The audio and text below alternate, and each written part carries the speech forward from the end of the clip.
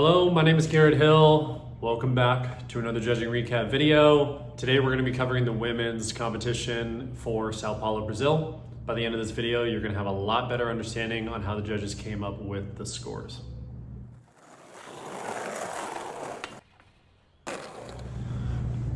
Okay, getting right into it. We see this trend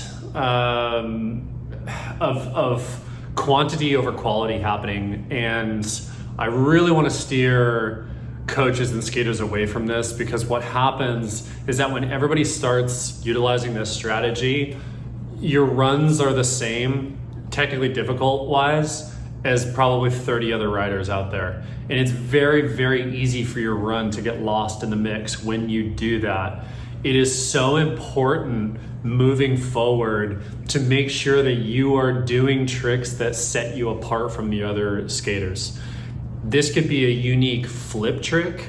This could be skating an obstacle that none of the other women are skating. This could be doing a trick on the big section that isn't just a basic trick like a board slide or a 50-50 or a frontside board slide. Playing the safe run game has now become a very risky strategy, and I really want to encourage the women in this division to steer away from that. The coaches, the skaters, everybody needs to stay away from this playing it safe route. It's way more beneficial to take the risk and try a difficult trick and get yourself way ahead and not have to worry about not making the cut, because it's impossible for coaches and skaters to predict the upgrades that every other skater is going to be doing in their line. So for example, if you make it through from open qualifier to quarterfinal with a really safe basic run, and you do that same run again thinking that's going to get you into semifinals, we really advise against doing that, because everybody else is upgrading their lines around you. And just because that scored well and ranked you well on that one day doesn't guarantee you a spot moving forward in the next round of competition.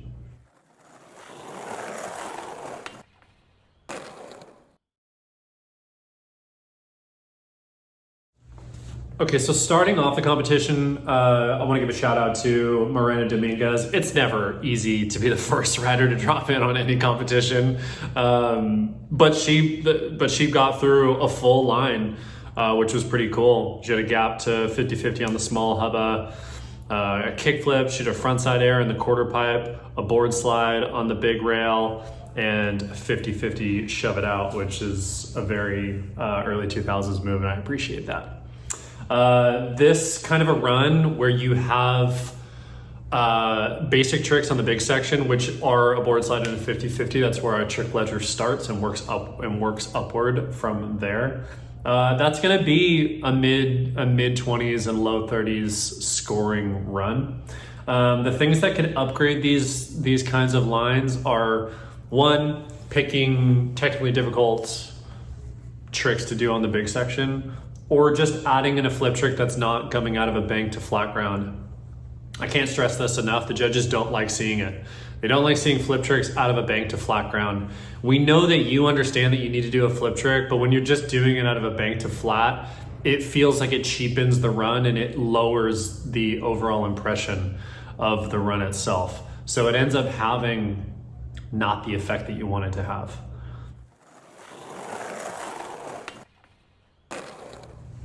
Moving forward, the judges want to see flip tricks either up something, down something, or over something. It is that simple. I can't stress enough the importance of this. The judges don't like seeing flip tricks done out of a bank to flat ground. This is the Olympics. It's the best skateboarding in the world. We need to be upgrading the presentation of these runs, and this is a major part of it. Flipping your board is a major piece of your run, and it needs to be something substantial.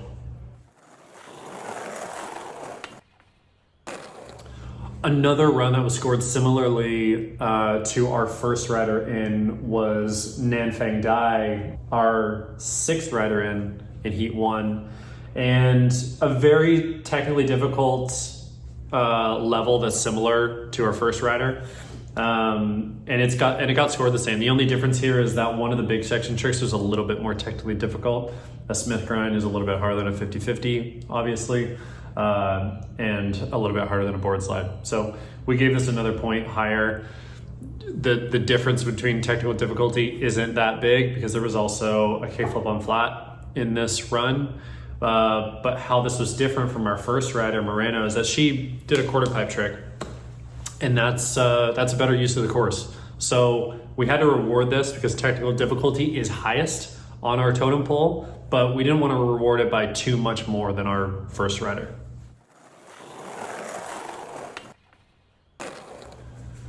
This is true in the men's division, but it is especially true in the women's division. If you learn how to skate quarter pipes, I can guarantee you that you are going to set yourself apart in a drastic way. You are going to see huge improvements to your overall ranking if you learn how to skate quarter pipes and utilize them to increase the overall impression of your run. You're not only going to add more tricks to your run, but you're going to increase the use of the course category, and you're going to fulfill your flow a lot more, and it's going to feel more cohesive. The judges want to see you stay on your board as long as possible. It's a run. It's set up this way to mimic a run that you would film in the streets. So staying on your board is important. So use the quarter pipes in between these competitions. Learn how to skate them. Learn how to get speed from them. They're on the street course. They're just as valuable as the big handrail and the hubble edge.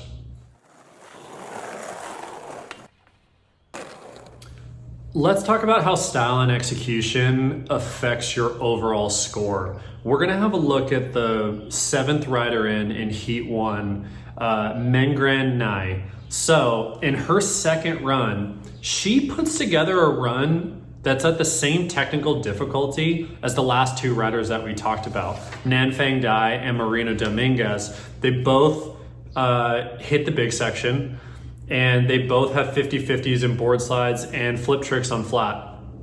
So in Mengram Nai's run, there's 3 different marks for poor execution done. And that's brought down her overall score by more than 10 points than the other girls.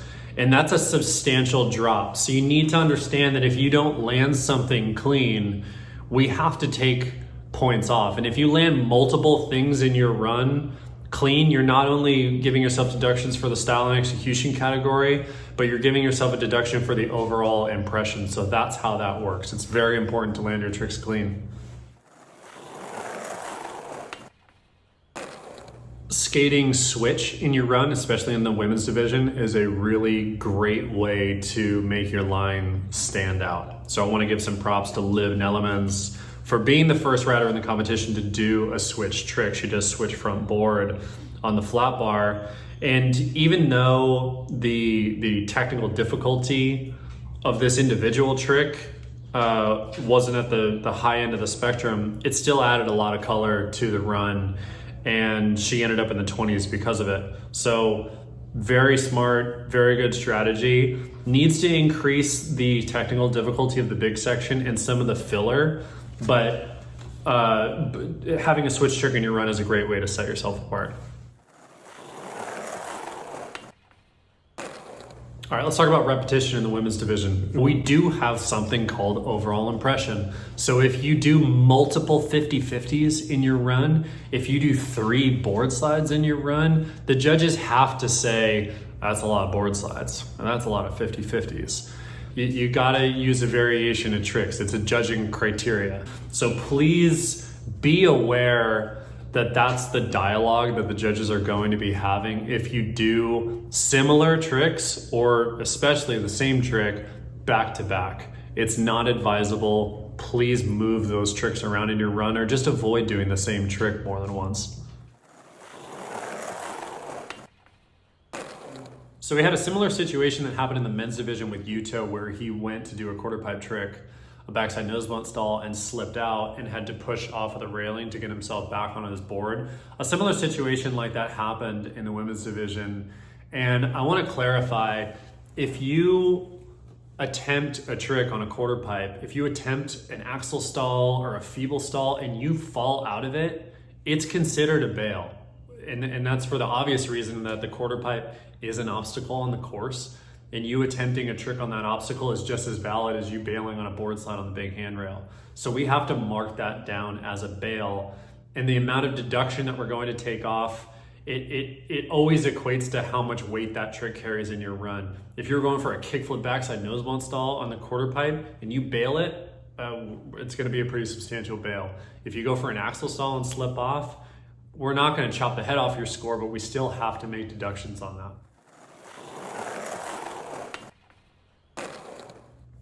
So another example of a 20s run that we saw in the second heat, we have Ella Lettingham. So big section tricks, we can reverse engineer it. We look at a board slide and a frontside board slide on the handrail. There's a lip slide, there's a feeble grind on that bump to A-frame bar, a switch 180 in there. Lots of runs had Smith grinds and lip slides on the bump to A-frame bar. So, and I'm not exaggerating, there was probably 70 runs that had bump to lip slides and feebles. If you're a coach or if you're a skater, I know you have a lot to think about, but you should be aware of what everybody else is doing and be thinking to yourself, I probably shouldn't do a Smith grind or a lip slide on this bump to A-frame bar if everybody else is doing it, because it doesn't set you apart. You know, you should be trying something different. Give me a front feeble, a front blunt, a frontside nose grind. There are tricks that are similar in technical difficulty that look very different from these tricks that if you can do a Smith grind, you can do a frontside nose grind. So be aware of that moving forward. It's easy to get lost in the mix when you're doing the tricks that everybody else is doing.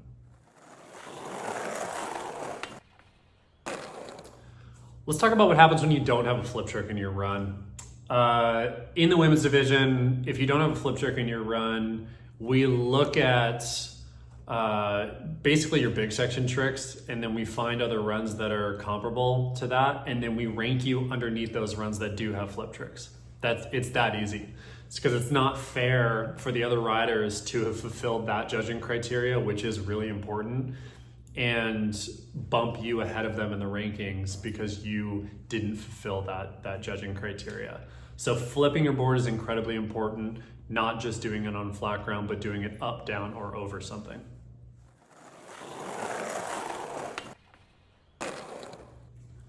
So a good example of the importance of being creative and how much mileage you can get out of that, I want to highlight in Heat 2, rider number 23, Alan Arzua. She had a board slide on the big handrail, which obviously a lot of the other skaters did do that. But she had a frontside air out of the quarter pipe, which was super cool. She did an axle stall on the quarter pipe and kept her run going. But this trick at the end, this Wally to board slide, it was just different. You know, it's just different, and it proves the point, because she got a 20. This put her into the 20s. There was no bail in this run either. That you don't need to hit the big section over and over and over again to keep yourself in the mix with the rest of the skaters. You really don't. You can be creative, doing technically difficult tricks on smaller obstacles, and still get to that area that everybody else is in. So please don't think that you need to live and die by hitting the big section 2-3 times in your run. It's not necessary to get a good score. So let's talk about a run that jumped us out of the 20s and got us into the 30s. And it becomes very obvious. Milena Fairbrother, Heat 2, rider number 27, starts off with a feeble grind on the big handrail. So already we've got our attention focused on this because we know that that's a lot more technically difficult from doing a backside board slide. So we're already stoked on that. And this is the main kicker. Kickflip front board on that bump to A-frame rail. In a world of lip slides and Smith grinds, a kickflip front board is like, it's so great to see it. And it lights the judging panel up. And she didn't even have to do anything crazy afterwards. She did a backlip on the bump to A-frame rail, which, hallelujah, thank you for that. It wasn't just a regular lip slide and a regular Smith grind. And she ended with a gap to 50-50 on the small gap to hubba. That was enough to justify putting her into the 30s, because we had some 27s, some 28s, and some 29s that had a lot more basic tricks. So made sense to jump up into the 30s. That's how much you can get rewarded for just doing different tricks on the same obstacles that everybody else is doing tricks on. Another run that's a great example of a 30s run here in our open qualifier was the next rider in was Cora Wilton, heat number 3, rider number 28. Her 2 big section tricks, backside feeble and frontside feeble. Now, I've said it in the men's recap video, we really do prefer it if your big section is one on the other variation of the big section. Normally there's a big section hubba and a big section handrail. It looks better when you do one of each, as opposed to just doing both of your big section tricks on the big handrail, especially if they're the same body movement. Like a feeble and a frontside feeble, they're different, I get it, but they're not crazy different. It's not a front crook and a feeble, you know? So if you want to improve your scores, be aware that that's what we're thinking of when it comes to your big section tricks, because that stands out the most. We really do. We look at all the pieces of your run, but your big section tricks are important to the overall flow of your run and consideration of the overall impression.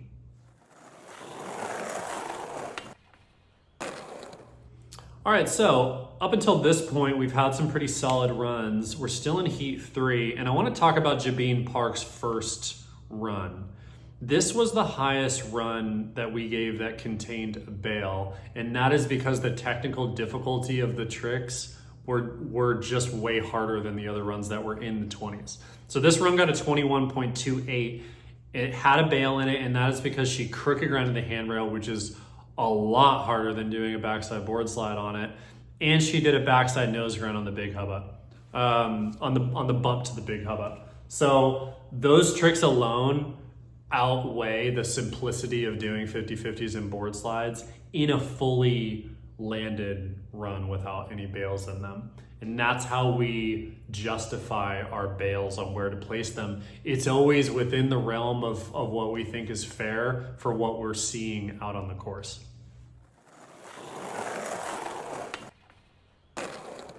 And now we've reached the time where we get to talk about maybe my favorite run of the entire competition, and that is from Jessica Reddy. I love this run so much because it allowed the judging panel the opportunity to prove the point that anybody can get a high scoring run without skating the big section. This run has 6 flip tricks in it. And there's a flip trick from the quarter pipe, which was like, when I saw that, I was so happy to see that from her, because we've been preaching about it for so long. Like, please hit the quarter pipes, please do unique tricks. They will help you stand out. And Jessica's giving us nollie 360 flips and nollie back heels and allowing us to reward that kind of a run. So thank you, Jessica, for being a trailblazer and doing your own kind of run. It made you stand out for life, and it allowed us to give you a really, really great score. So in a world so far in this competitions of runs that had 20s and 30s, this got a 44. And that's because of the technical difficulty. It is harder to do a kickflip over a pyramid gap and an ollie backside heel flip from bank to bank and an ollie 360 flip than it is to board slide the big section handrail. Please don't get it confused. Big section tricks are not always going to automatically outweigh technically difficult tricks on smaller obstacles. So thank you, Jessica Reddy, for helping us with that. All right, so here's a good example of how doing a flip trick on flat and how doing it over something affects your overall score. Gabby Mazzetto's run, she had a front board on the big handrail and a 50-50 on the big hubba. So luckily there is some variation there. Those 2 tricks are kind of low in technical difficulty, obviously, but at least there's a variation of one on the big rail, one on the big hubba. But what sets this run apart is not only the crooked ground on the 4-stair hubba, which most of the women were doing 50-50s and board slides and nose slides, so that's a lot better than that. A backside lip slide on the bump to A-frame rail, which is different from a Smith grinder, a lip slide. But this kickflip that she did over that wedge gap was great.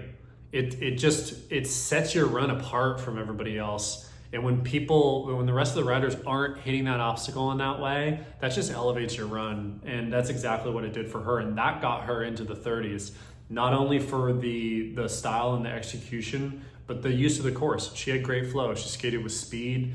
Every trick that she did, she landed clean, and that really matters. Another great example of not needing to hit the big section over and over again in your run is Keat Oldenboeving. Great example here, because the only big section trick she has in this is a board slide on the big handrail. Obviously, that's where the trick ledger starts. It's not a technically difficult trick, but when you have technically difficult tricks around it, it elevates the whole run. And that's exactly what we see with the half cap nose slide that she did down the 4-stair hubba. Nobody else did that trick, so that made her run stand out. It's a difficult trick. And also, like a backside 360 on the bump to bump, none of the other women really are doing backside 360, so that was great. And this board slide 270 shove it, this is awesome. We love seeing these kinds of tricks. We know that it's more risky to do that, so we do always like to reward this kind of skating. And this got her into the 30s. This put her in the mix. So again, you don't need to hit the big section over and over again. You can take technically difficult risks on smaller obstacles and score higher.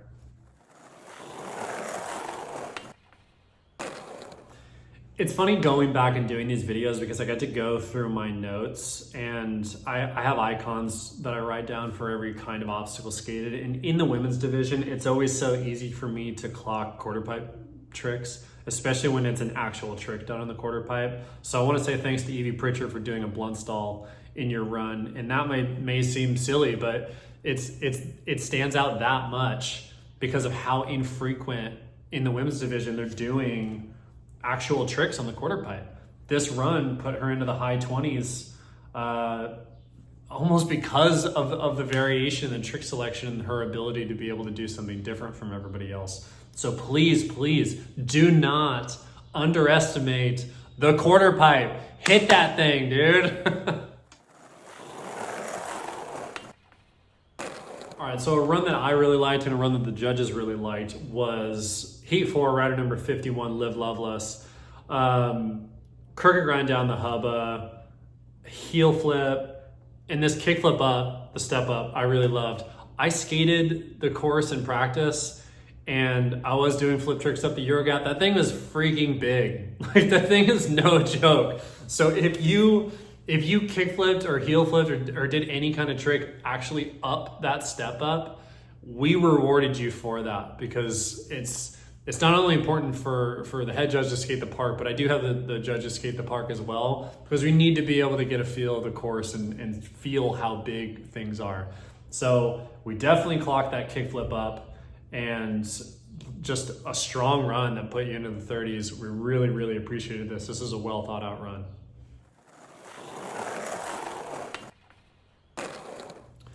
So when the scale really opened up, it kind of blew up in a way, was in Heat 4, rider number 53, Mai Ozeki. This was a 9-trick run, and the only way she was able to do this was just with speed and power and flow and use of course. The judges loved to see the speed and the power and the execution done on this line. She did skate so fast that she hit the big section 3 times.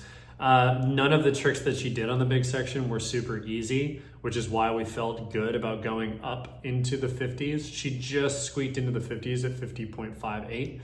But the big section tricks here are backside feeble on the handrail, gap to 5-0 on that gap to hubba, and then a gap to Smith grind. So gapping out to that little hubba and then dipping into a Smith grind is obviously really difficult, and we wanted to reward that because that was the first time we had actually seen a pretty sketchy, technically difficult trick done on that gap to hubba. So it felt good to be able to reward that. So very cool run. And with the addition of the kickflip actually over the entire wedge gap, it was easy to justify putting that into the 50s.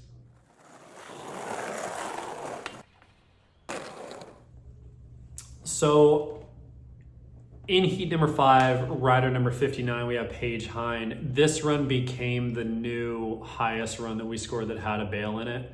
And again, that's just because of trick difficulty and creativity. Paige started off with a backside board slide on the handrail, which a lot of the other riders were doing, of course, but then she did a kickflip on the 4 stair. When everybody else is just 50-50 in that little hubba and you kickflip the stairs, we went up there. We know that distance, even though it was a 4 stair, it was still pretty long. So we wanted to reward that, especially followed up with a switch front board on the bump to the A-frame bar. Again, in a world of lip slides and feebles and Smith grinds and board slides on that thing, seeing a switch frontside board slide is a progressive trick. It's a risky trick. It's technically difficult. We love to reward it. And then there was a bail in this, and then an ollie down the big set of stairs is great. We're always going to reward runs where you skate a big gap, whether it's an ollie, especially if you kickflip a set of stairs, and anything more technically difficult from that, we're going to hook you up. So this put her into the high 20s, but yeah, just wanted to give another example of how well you can do, even with a bail in your run, if you're doing switch tricks and progressive flip tricks. I love this strategy from Jiu Shin, heat number 5, rider number 63. I love it when you do a trick that's just like, hey, I'm going through. Like, pick me, I'm the one that's supposed to go through with this front blunt on the big handrail. When we've been seeing board slides and frontside board slides all day long, and you rock up and do a perfect front blunt in the middle of your run and stomp the hell out of it, it makes it very obvious that your run is a higher caliber than the rest of the group, and it makes it very easy to place you. So this run did end up in the 50s, very close to our other 50 score, just because of that risk. And there's just really cool tricks in here. A front feeble on the bump to A-frame bar, a backsmith on the bump to A-frame bar, which is refreshing to see after all the board slides and lip slides that we were seeing. So yeah, strong tricks done really well. There's a kickflip in here. We didn't love that it was a flip trick from the bank onto the flat. Would have been a lot higher if that kickflip was done up, down, or over something, but still a great score for a really well executed run.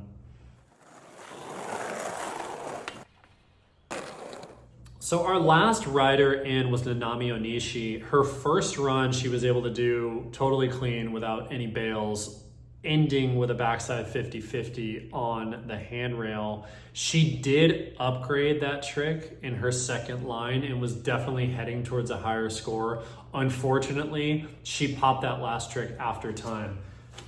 In order for the trick to count, it has to have popped before you hear that buzzer. We intentionally shorten up that buzzer so that it hopefully doesn't confuse skaters and coaches. I know there have been events before where people have thought if I pop during the buzzer, that trick still counts, but it's just not true because it's after that 45-second time limit for your run. So you gotta pop, and the trick has to be in motion, or you have to be in the quarter pipe wall before that buzzer sounds in order for that trick to count. But this was still good enough to push her into the next round.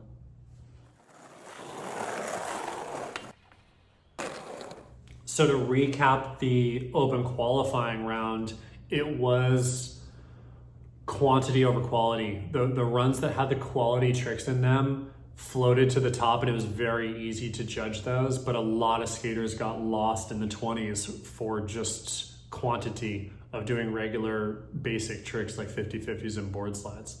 Style and execution was a huge factor. So if you had quality tricks that you landed really well and the style was good, very easy to move you forward. So these are the things that the women need to be focusing on, the coaches need to be working on in between these events, is the way that you do your tricks and making sure that you're doing everything that you possibly can to set your rider's run apart from everybody else.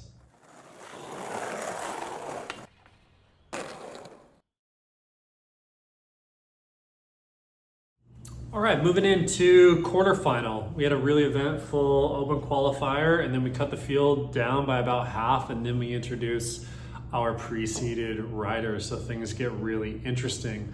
the technical difficulty of the run that you did the day before in open qualifier almost every single time isn't going to hold up and be as high scoring as it did the day before. So it is always a good idea to make sure that you are being aware of your necessary upgrades in your line.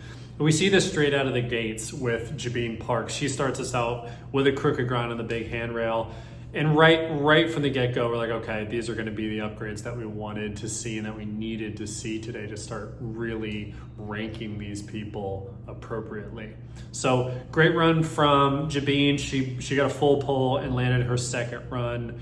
We appreciated the originality of the crook back lip for the last trick attempt, but had to bring down the overall score due to execution. But still landed her 42.37, so good score for that run.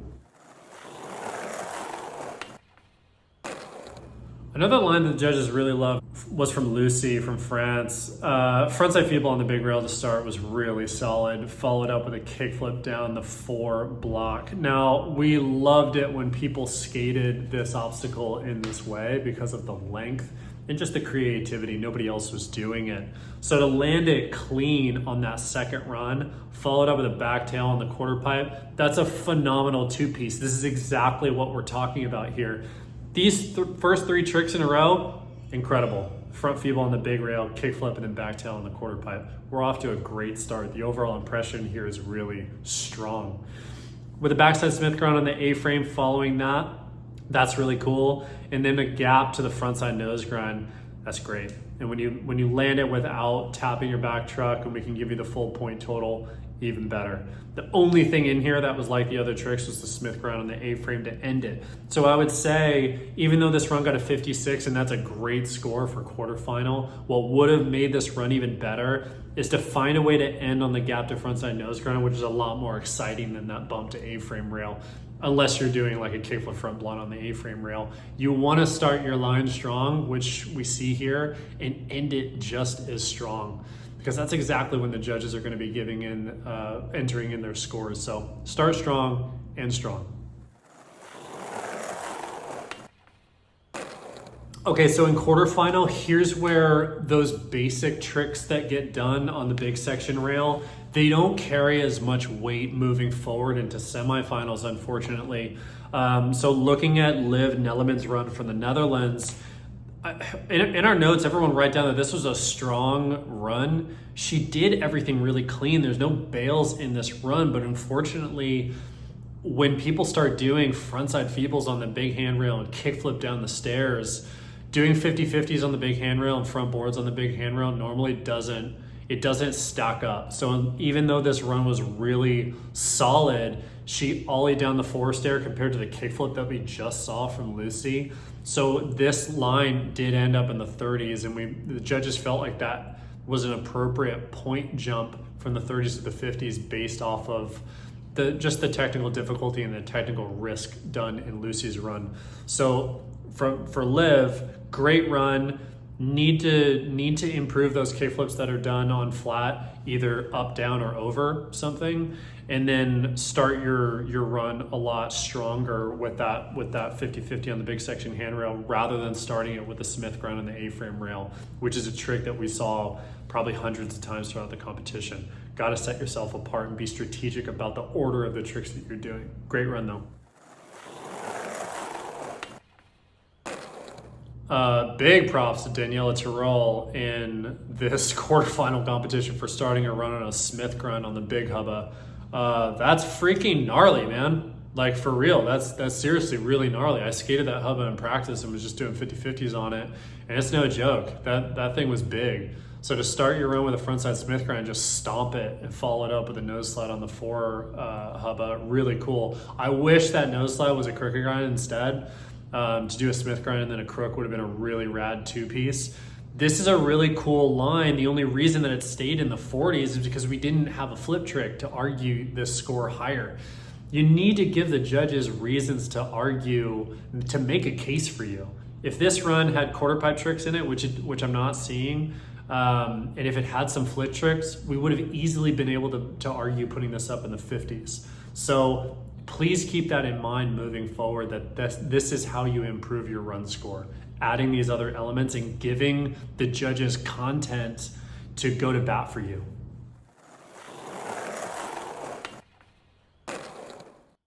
And then the next rider in, unfortunately, it's a similar case with Maria Oshkova.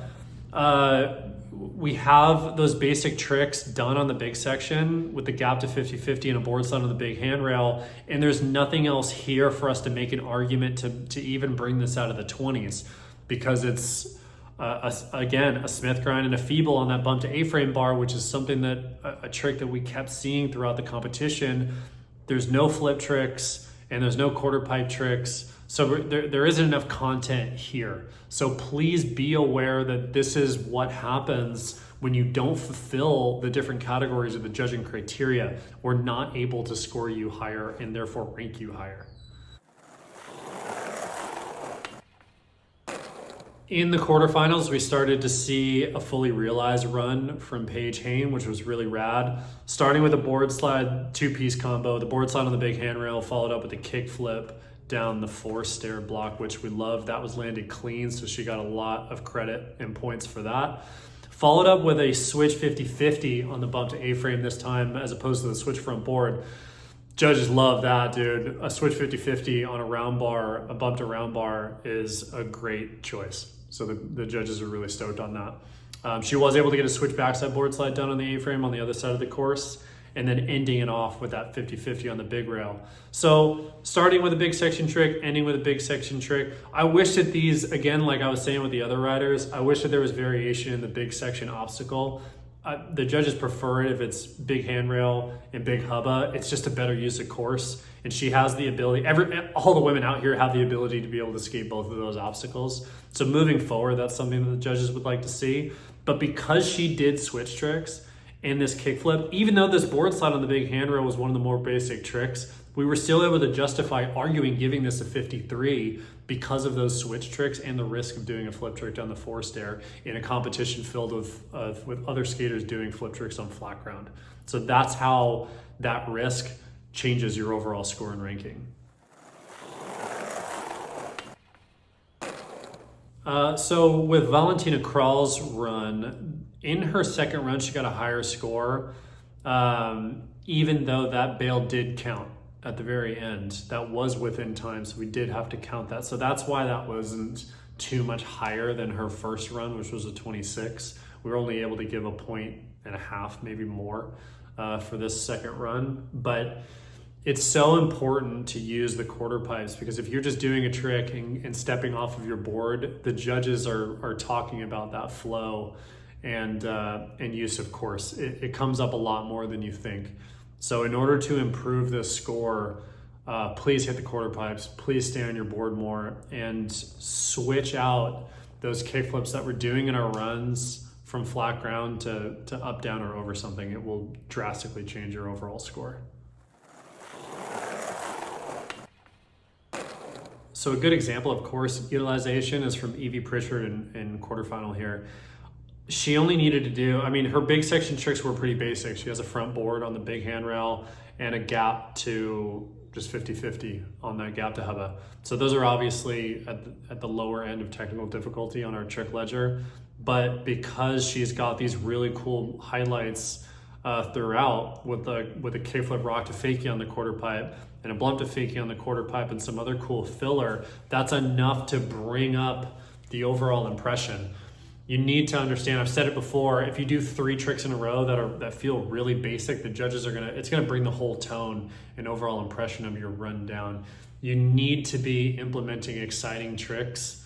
Ideally every trick is exciting, but sometimes that's not realistic because you need to check criteria, but you need to be able to do tricks that keep the judge's attention throughout the 45 seconds. And doing a kickflip rock to fakie on a quarter pipe in the middle of your run is exactly how you do that. So great strategy there. So when it comes to upgrading your run, it's more advantageous to upgrade the big section trick as opposed to one of the smaller midsection tricks. And I'll explain how this came into play with Nanami Onishi's run. Nanami Onishi's run, she only needed to do, her big section tricks were pretty basic. She has a front board on the big handrail and a gap to 50-50 on the gap to hubba. So those are obviously at the lower end of technical difficulty on our trick ledger. But because she's got these really cool highlights throughout with a kickflip rock to fakie on the quarter pipe and a blunt to fakie on the quarter pipe and some other cool filler, that's enough to bring up the overall impression. You need to understand, I've said it before, if you do 3 tricks in a row that feel really basic, the judges it's gonna bring the whole tone and overall impression of your run down. You need to be able to implementing exciting tricks. You need to be able to do tricks that keep the judge's attention throughout the 45 seconds. So great strategy there. In quarterfinal, she landed both of her runs perfectly. Her first run, she got a 53.19. And on her second run, the only upgrade was on the bump to A-frame rail. She upgraded from a lip slide to a Smith grind. And she stayed within that same point bracket. It was still a 53, but she went up to a 0.36.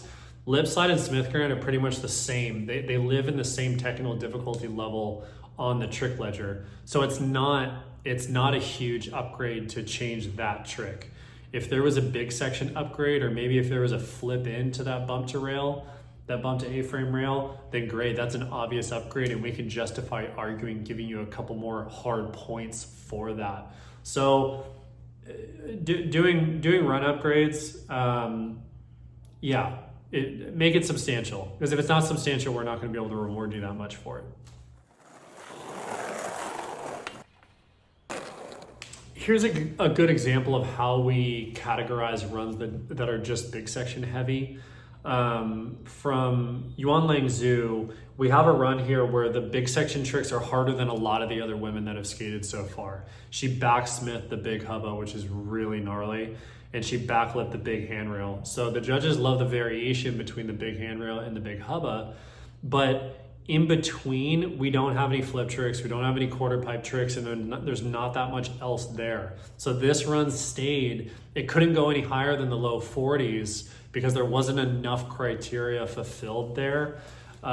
We can't put runs that only have hard tricks on the big section higher than other runs that feel more full, runs that use the course better, runs that have flip tricks, quarter pipe tricks that are really checking the boxes of criteria here.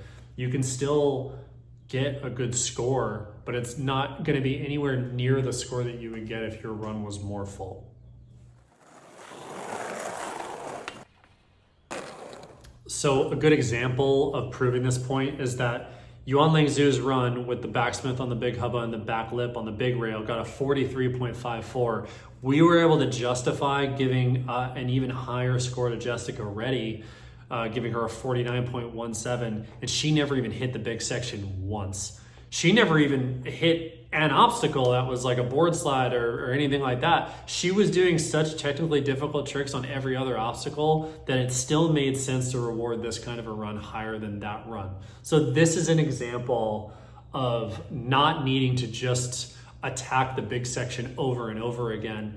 The judges do prefer to see other kinds of runs like this. They don't actually like the runs that are just big section heavy. You'll have your time to skate your big section. You'll have your time in the sun. Don't worry, when you get to the single trick section, you can attack that big section all you want. But in the run section, we want to see you get creative. We want to see you use the whole course. Stay on your board, improve your flow. Congrats to her for taking that risk. We were stoked to be able to reward it.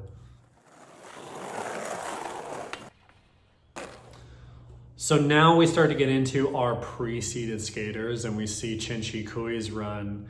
And this is such a cool run. It's insane watching her get better over the years.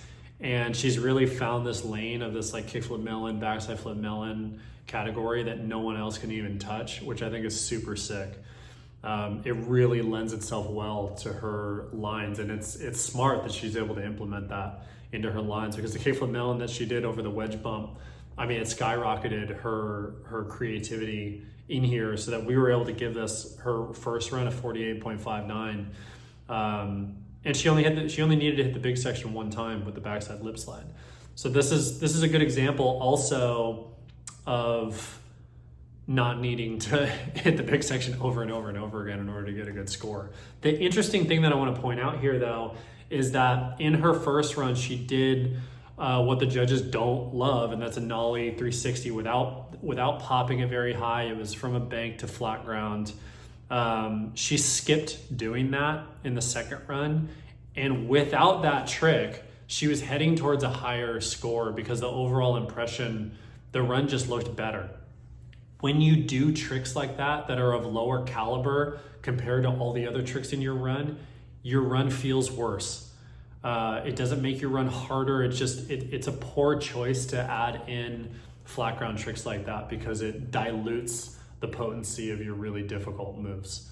And I hope that point isn't lost on you guys. Coaches, please reiterate that to your skaters, that sometimes doing these like really, really basic tricks, or tricks that are of low caliber compared to tricks that are of high caliber, it doesn't improve your score. So I want to talk about quickly Momiji's run. One of the skateboarders that has the best style out there by far. Unfortunately, there wasn't enough content in this run in order for us to score this higher than a 36, which is, it felt weird at the time, but when you don't do any flip tricks and there's still basic tricks in here like 5-0s and 50-50s, it's really, really tough to make an argument to go to bat for runs like that. I do want to give a shout out to the step up 50-50 that she did. That was a different obstacle that a lot of the women weren't hitting, so we were stoked to see it, but at the end of the day, it was still a 50-50, and I wish that there was more there in the run for us to be able to argue this score higher. But this is an example of really needing to bring it to make it into semifinals, like for men and women. There's no such thing as a safety run anymore. You really do need to bring your best to these lines and to these quarterfinal runs, because the competition level is incredibly high. Some of the other highlights from our pre-seeded skaters, unfortunately our last rider, Yumika, wasn't able to get through a full run without a bail. We would have been able to justify putting that over some of the bubble scores without the bail, but with the bail it just wasn't going to be fair. And then the rider before, Coco, always amazing to watch Coco skate, and it was no different in Sao Paulo. I mean, even just starting with her big section tricks with the backside Smith grind on the handrail, and then ending with that big spin front board is such a jackpot way to end a run. And it's a good example of starting strong and ending strong. How do you improve it? You start out with a big section trick on the hubba, and then you end with a big section trick on the handrail. Again, the judges want to see that variety in your spot selection. But a great run, was easy to justify putting that in the mid-50s, which easily moved her forward into semifinal.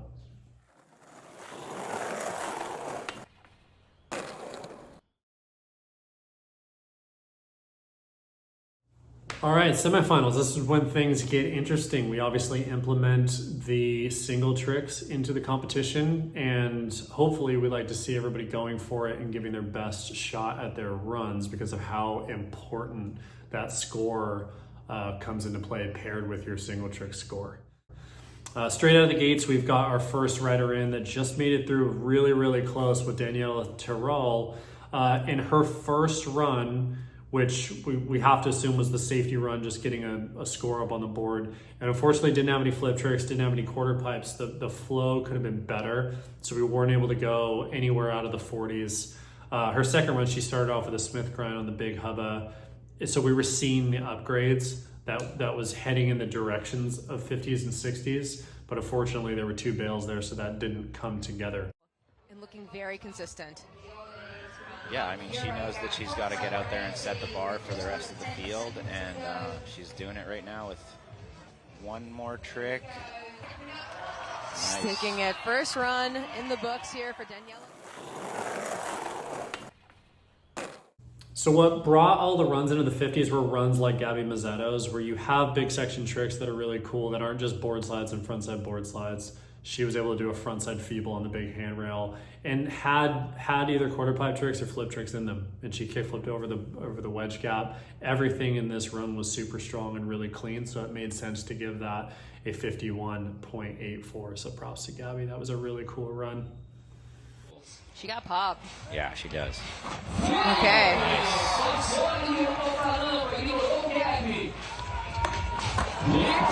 Go. Keep it going.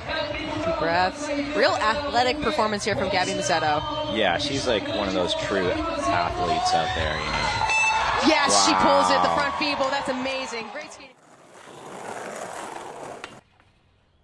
How that stacks up to the next rider in Varira Sukasam's run. Similar in technical difficulty, but the fact that Varira didn't have a flip trick, we couldn't judge that over Gabby's. So Varira hit the big section 3 times, and Gabby only hit that big section 2 times. But because Gabby did a flip trick, that's fulfilling more of the judging criteria. So Gabby was ranked higher than Varira. So please understand that that's what happens. That is exactly what happens when you don't do a flip trick and when you don't check the boxes of the judging criteria. That's what the conversation sounds like in the judging booth, and that's ultimately where we need to rank you. So unfortunately, we weren't able to rank Varira higher than Gabby in this case. Unfortunate for Varira, but great for Gabby because she just fulfilled more of the judging criteria. So please be aware of it. On the buzzer, feeble grind, and so up until this point, we're living in the 50s. We're seeing runs where we see some pretty technically difficult tricks on the big section rail, and we're seeing full runs where the whole use of the park is done really well, and there's flip tricks, and there's content there. A run that would have sent it into the 60s would have been from Shenchi Kui. Her run was really great, and she was doing upgrades at the very end of her run with the front blunt on the big section handrail. This was the highest scoring run with a bail. This was a 47.30 because of the risk of the technical difficulty. And I want to give a specific shout out to the back Smith grind that she did on that rainbow rail over the wedge gap. Nobody was skating that rail, not even the men. So the fact that she was taking the risk to skate that was super sick. So we really appreciated that. But if she would have landed that front blunt on the handrail, this easily would have been in the 60s. Oh, so backsmith is impressive. oh no, not again. I think she just went a little too fast, and then, when she was... So the runs in semifinal that we did see that made it into the 60s was from Haisa and from Coco. And these were pretty easy decisions, to be honest. The flow of Haisa's run was something that the other women really should be studying and taking note of. The way that she moves throughout the course is very strategic, and it's really smart because she implements putting highlights throughout the run. It's not just heavy based off of the big section tricks. There's a lot of really cool highlights in here. It's also super smart starting the run off with that 50-50 into the bank, and then on the version 2, the crooked grind into the bank was just curtains. It was lights out. The judges love that. So it was really easy to judge this the highest technically difficult run for the day at a 67 because of this kind of strategy. Also, like the 360 flip, yeah, done deal. It's an easy decision there. The women really should be practicing other tricks besides kick flips. If you can own the lane of like frontside flip or frontside heel flip or varial heel, tricks like this that people aren't really doing that much, oh man, you're gonna set yourself out apart from the pack so well. So great job for Haisa and Coco again, ending her line with the big spin front board. Easy decision. When you take the risk and you land it clean, we're gonna be able to pay out for that. All right, moving into the semi-final single trick section. Again, we have this global reduction that was announced at Kitaki Yushu, and that is because we need to make room for progression leading into LA 2028. Now, I know that makes sense. I know that there's still gonna be some sticker shock to some of the tricks that you're used to implementing into your strategy that maybe always lived in the 80s and now they're a 74. But understand that when the entire global scale comes down, it's still okay because the separation of tricks is still there. But again, we're seeing tricks like switch 50-50 on the big handrail from Yuanling Zhu that used to be in the 80s, that's now a 78, 75. That's something that we can expect to continue to see, that kind of a trick staying in the 70s. Some of the other tricks that were firmly rooted in the 80s, which we felt really good about, was Chenchi Kui. See, her first kickflip melon was a 76, which the judges did feel okay about considering the global reduction. But the backside flip melon grab, we're always going to not only reward flip tricks down the stairs, but we're going to heavily reward tricks that nobody else is doing. So this backside flip melon grab fit that category perfectly, and we were gladly able to give us an 84.93, which, let me put some context into this. Looking at the trick ledger, if you score in the 80s, you absolutely crushed it. You landed a very, very difficult trick. Ending up in the 90s now is going to be a very rare thing in a world skate competition. Ending up in the 80s, consider the 80s to be the new 90s, is the easiest way of putting it. So the fact that we were able to score this in 84 was a huge score. Kickflip front board, that's another one that lived in the 80s that is no longer an 80s trick. In the men's division, a kickflip front board doesn't even exist on the trick ledger.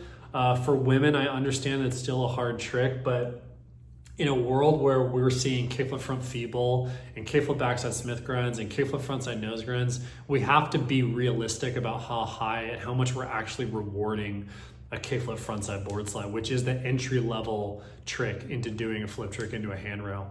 So that trick's gonna stay living in the high 70s. It made sense for this competition as well.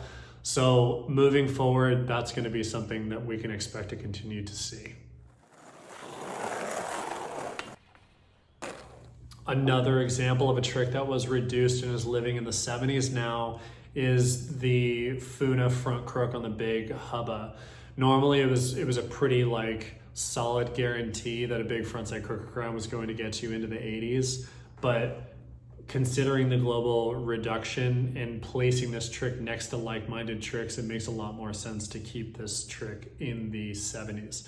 So this got a 75.59. There's no repetition reduction or anything like that coming over from the line. The only thing that you can't do is the exact same trick on the exact same obstacle. It's that pure repetition that we're used to seeing. But yeah, those kinds of tricks on the trick ledger, it makes perfect sense. Like-minded tricks are in the mid-70s. So that, again, is something we can continue to see living in the 70s on that kind of an obstacle. Here's a good example of how to upgrade the front crook or like-minded tricks that now live in the 70s. A way to bring that into the 80s is to upgrade the trick, right? So you either want to do a nollie front crook, or maybe you can do a front crook revert. No one's ever done that, and I think if anybody could do it, it could probably be Funa.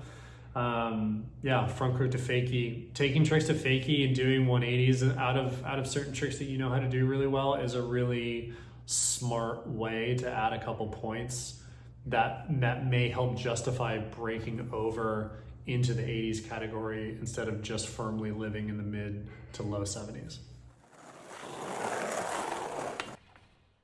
Frontside blindside is another one of those tricks that lived in the 80s that just doesn't make sense anymore because it's a hard trick, but in the grand scheme of things, from what these women are doing, it's not that hard. So that was an easy one to bring down into the mid 70s. How do we get that out of the 70s? Front blunt shove it. That's pretty simple. Front blunt big spin. These kind of tricks make it very easy for us to bring basic tricks out of the 70s and into the world of the 80s. You got to upgrade it somehow. Again, trying to award scores for like-minded tricks. Lucy's kickflip that she did on the stairs is right up there in the mix with the kickflip front board down the big handrail in that mid to high 70s range. The way that you move the needle on this is just the way that you do the trick. The higher you pop it, the more speed that you have, the more you stomp it. That's going to be a way to bring that score a little bit higher. And this is where owning your own trick really comes into play, like Chin Shi Kui, having this backside flip melon. If some of the women are able to do like frontside flip or just straight backside flip or even 360 flip would be unreal. I remember, like watching a massive hard flip from Mariah Duran or a 360 flip from Samaria Breva. Like, it's so different and it's so easy to justify giving it a high score. So I really hope to see that at future events, and I really especially hope to see it at LA 28. I want to see some flip tricks down some stairs, man.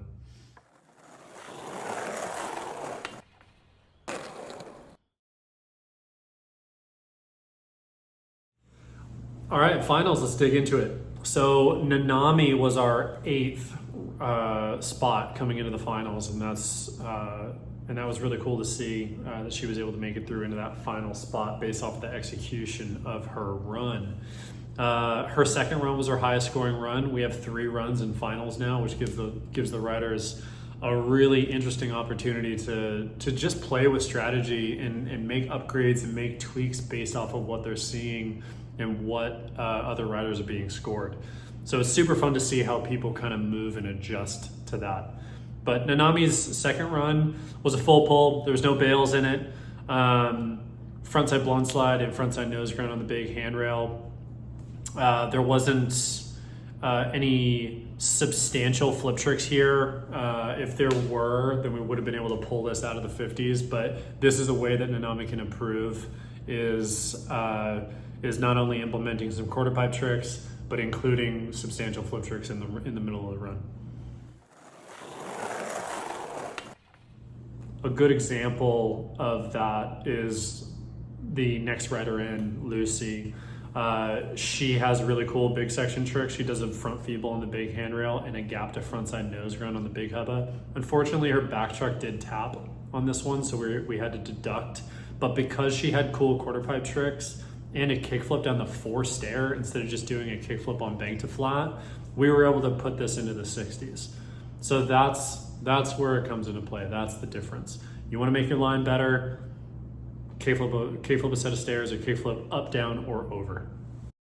Front side nose grind. What's interesting, not many people hitting that gap to hubba. Lucy stepping away from the pack and saying, no, I'm going to get it on this obstacle. Yeah, and we heard Liv talk about it. That hubba is hard for them to skate. You know, it comes off steep, and it's... Again, we have judging criteria execution coming into play for Shenchi Kui's run, which was, again, really, really cool until that last trick. That frontside blonde slide was in time, and it was done, it was almost a bail. It was just the execution, we had to take points down. This felt like a way higher, should have been a 60s run if it was landed really clean. But because of that, and because the trick carried a lot of weight in the line, it was a really technically difficult trick compared to the other tricks. We had to take the appropriate amount off. So we kept this run in the 50s because of that. So Ryan, what would you say to someone who's looking to get into competitive skateboarding? How do they go about I mean, So everybody that did a flip trick up that step up, especially Funa, who I think had my favorite heel flip up that step up, congrats, that was so sick. I heel flipped up this thing in practice and it was tough. And I remember turning to JB and being like, I hope he filmed that.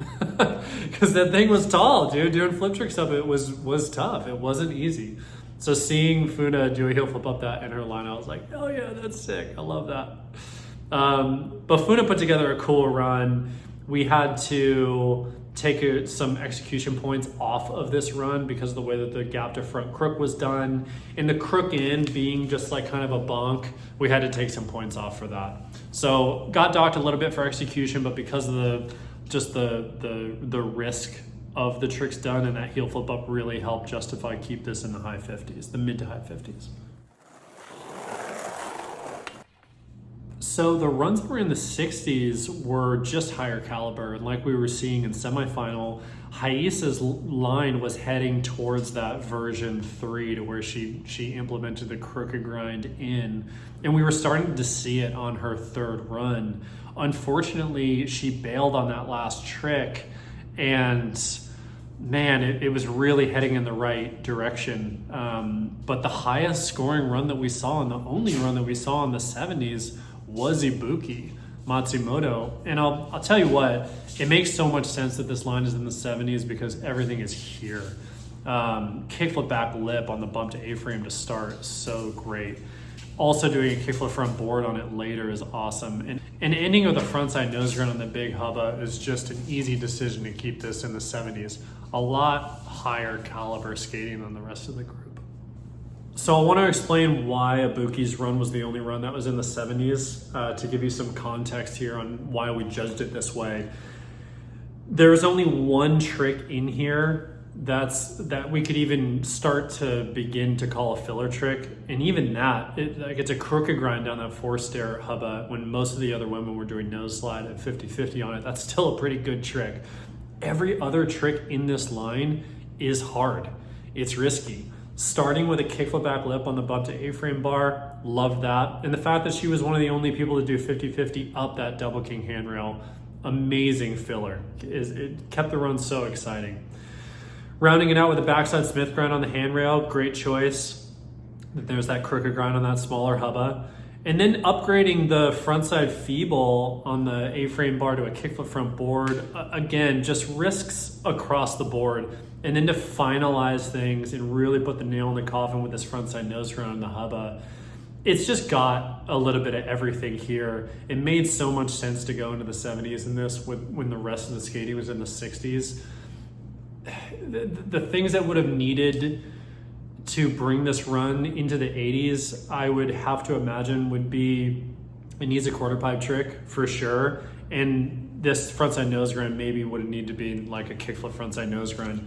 The tricks that you do in your line need to equate to an 80s trick on the single trick ledger in order for that to start to make more sense for a line to go into the 80s. But even a 70s trick, I think we should be getting more comfortable with a 70s score being really high, because with a global reduction, that is a really high score. And she crushed it. This line was really awesome and the judges loved seeing it. There's definitely room for improvement for all the lines, but this was great. Going into this single trick section, it was entertaining, man. I and the rest of the judging panel loved watching this one. We had some really, really cool tricks. Some similar tricks that were repeated from semifinals, which got similar scores, but we also got some new tricks as well. One of my favorite tricks from the competition was Nanami Onishi's 50-50 kickflip out on the big section handrail. That got an 87.23, which is a phenomenally high score. Doing a kickflip out, not only on the big handrail, but the fact that the big handrail was round, I know from experience how difficult that is. So we really wanted to reward that with a good score. Now, it's not the first time that 50-50 kickflip out on a big handrail has been done. Chloe kind of paved the way and opened up the door for that trick being introduced to the competition world, but we still felt like it was fair to really reward that in the high 80s for just how difficult it was. So congrats to Nanami, and just how well she skated consistently throughout the competition was really, really cool to see. And again, we're seeing the famous backside flip melon now from Jinshi, and she crushed it. She did it so perfect that there wasn't anything that the judges could come up with to try and remove points from the execution of this. It was just, she stomped it. I loved it. 84.89, great score. Unfortunately, because she didn't get through a full run, the run that she wanted to pull off in the run section, she wasn't able to rank higher, but man, she did a great job. So congrats to Jinshi. I can't wait to see what she does next. I also want to say how stoked I was to see a gap to backside nose blunt from Funa besides the regular expected front crooked. We did see it in her run, but the fact that we got to see a backside nose blunt shootout was so refreshing. Loved that. 82.67, big score for that. I could only imagine how big this score would have been if it was done on the big hubba, not the gap out to the hubba. That's the only reason why this stayed in the low 80s, is because there wasn't any height to get over to get out to that gap to hubba. It was just a little bit of distance. Still a very difficult trick that we wanted to reward because we never see backside nose blunts in the women's division. So big shout out to Funa. That was really, really cool. And then of course Ibuki coming in, just putting the hammer down, locking in a good score on the board with the kickflip frontside board slide on the big handrail, which she knew was gonna be high 70s. Very good strategy. So she got that locked in and dialed in right away, and then closed it out with a kickflip frontside 50-50 on the big hubba with an 83.33. Very difficult to do the kickflip frontside 50-50 on a hubba that tall, so we did want to reward that. That one felt like it was more fair to be in the 80s. Whether it continues to stay in the 80s or not, we'll see as we move through the flow of the circuit. But yeah, we saw some other kickflip front boards. Haisa was able to pull off a kickflip front board on the big handrail, which of course was going to get similar to Ibuki's at a 79.83. And also similar to the score we gave Coco, a 79.55. So all of the tenths of a point were based off of execution. And that's how the tenths of a point work. If you do the same exact trick, you're gonna get a very, very similar score. It's just gonna come down to the execution. Again, it was always going to be a shakeup. You can never tell who's going to come away with the win on these competitions. So unbelievably proud to be a part of it. Very exciting. Congrats to the podium, and really congrats to all the women who competed in this competition. Lots of room for improvement, and we're excited to see it. There's a wealth of knowledge on our YouTube channel, not only for prospective judges, not only for coaches, but for skaters as well. So please utilize those videos to your advantage and just get more comfortable with the ebb and flow of how we move through these events and how we judge them. We hope that this was helpful. Thank you for watching, and we'll see you soon in Rome.